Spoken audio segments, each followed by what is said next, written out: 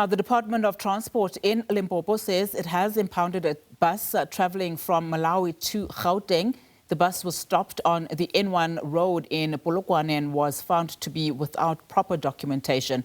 Transport Department spokesperson says they are still verifying the number of passengers to determine if it was overloaded. A 65-seater bus carrying 117 passengers was impounded in Polokwane en route to Malawi 2 weeks ago.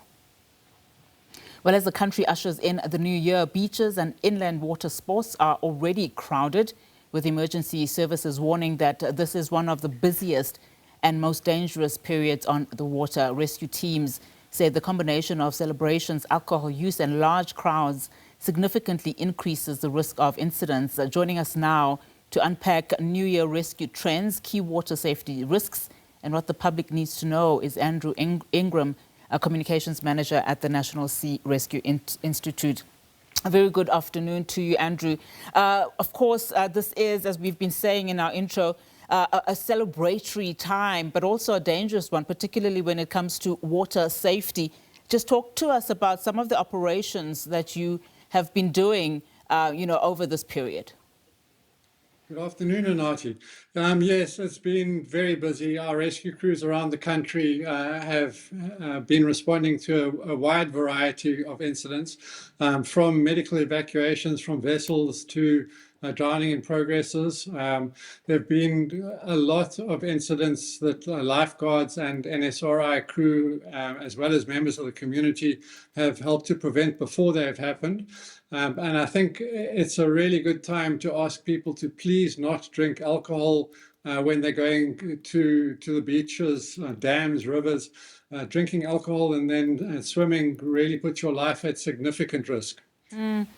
Just talk to us about, just some of the precautionary measures that particularly parents should take when they are going to beaches with their children.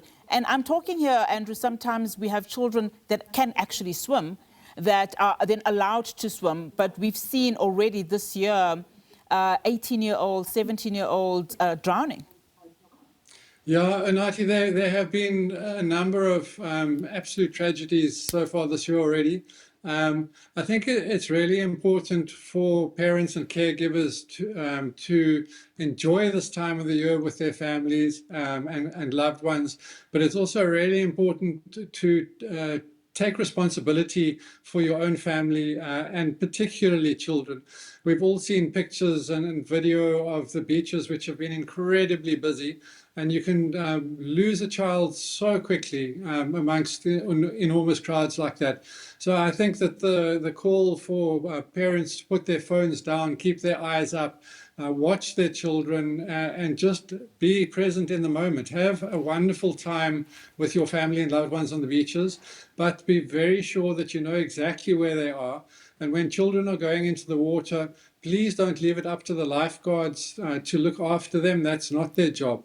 You need to take responsibility for your own children and go into the water with them. Be with them, enjoy the time, this fantastic time together, and make sure that if they get into difficulty, you're there an arm's length away to help.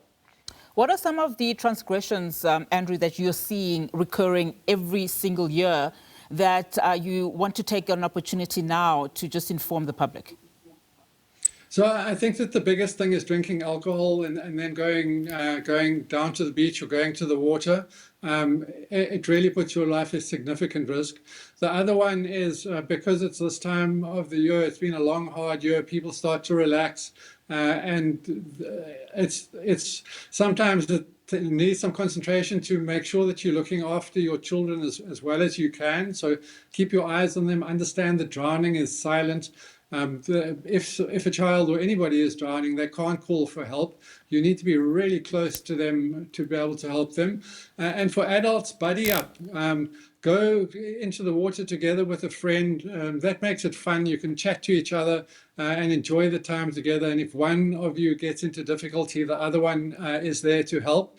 And I think that it's really important to be in the moment and enjoy what you're doing. Put your cell phones down, get onto social media later. And right now, just enjoy being with your family and friends and together. And I think most importantly, if you're going to a beach, please choose a beach where there are lifeguards and swim between their flags. Yeah. Are you able to tell us, Andrew, in terms of just the incidents that you've been able to handle this year in the way of statistics? What are we looking at here? Well, I think that each year it's more or less the same. There's similar incidents. Rip currents are a real problem. And that's why we say, please choose a beach where lifeguards are on duty and swim between the flags, because so many people are not able to spot a rip current. Unless you really know the water well, they are difficult to see, and the lifeguards know their beaches, they know where the rips are, and they will certainly keep you safe. The other one is inflatable toys and boats. If you have a new inflatable device, whether that be a Lilo or a small new inflatable boat, they're not safe to use in the sea, particularly when there's an offshore wind, as that can very quickly blow you away from the beach. And inflatable devices can lose air and sink. And then if you're not a strong swimmer, you could be in great difficulty. So that's also not a great idea.